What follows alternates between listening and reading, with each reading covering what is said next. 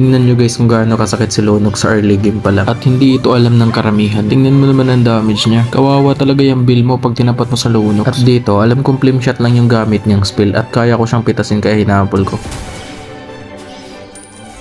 Isa sa pinakamaganda kay Lunox ay kaya niyang mag-sustain sa kalaban dahil sa kanyang first skill na kumukuha ng heal. The more na marami yung kalaban or minions ay mas maraming buhay ang kanyang makukuha. Kagaya na lang ng sitwasyon na to. Hinaharas ako na Matilda at Will pero kaya kong i-sustain yung mga damage nila. Tignan mo naman yung buhay ko. Bumabalik lang kahit binabato na ako ng skill. Pero dapat alam mo kung kailan ka gagamit ng first skill or yung second skill niya. Panoorin mo yung Q nila dito. Nag-rotate siya sa mid dahil alam niya yung mid nila nasa top lane. Wala na sana akong balak na palagan siya dito. Ang kaso, pinakitaan tayo ng freestyle ng gwapo. Pero ang hindi niya alam, retired freestyler ako. Ay.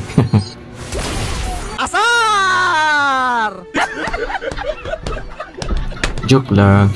Isa sa pinakamaganda kay Lunox ay hindi mo na kailangang umuwi para lang mag-heal. Gumamit ka lang ng first skill sa minions. Automatic, babalik na yung buhay mo. Tingnan mo kung gaano kalaki ang return HP ng first skill mo. Kahit tinatamaan pa ako ng skill ng build dyan, bumabalik pa rin yung buhay ko. Mabilis ka na rin makarespo sa mga class dito. Dahil nga, hindi mo na kailangan umuwi para lang kumuha ng buhay. Kagaya ng mga ganitong sitwasyon. Hindi ako nahuli sa clash dito at yung mga kalaban pa yung nauubos namin. At kung napapansin mo yung arrangement ng skill ko, sinadya ko yan para mas mabilis ako makapag-robidity kay Lunox. Tingnan mo dito kung gaano kabilis. Hindi pa natapos yung animation ng ultimate ko pero nakapag-flicker na ako.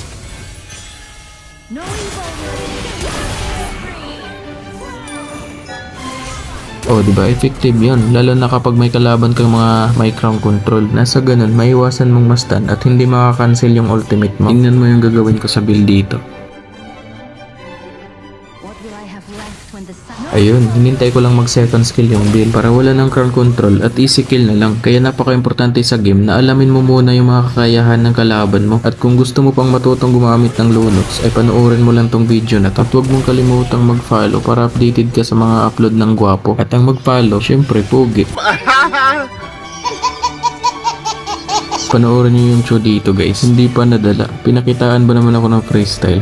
Grabing sipang pangkalawakan yan cho. Palumpalo ah. Tapos ang ending ikaw lang pala na tigbak.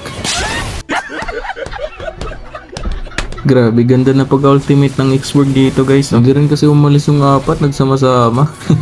Ayan, ubos tuloy kayo. Sayang dito, savage na sana kasi hindi binigay ng Fanny. Piso na lang buhay ng Fanny, doon nakatakas pa. Okay lang yan, X-Borg. Bawi ka na lang next life. Ganun talaga. May mga bagay na hindi talaga para sa atin. Lalo na yung iniwan ka sa mababaw lang na dahilan. At saka mo na nalaman, kaya pala iniwan ka dahil may kag-uti.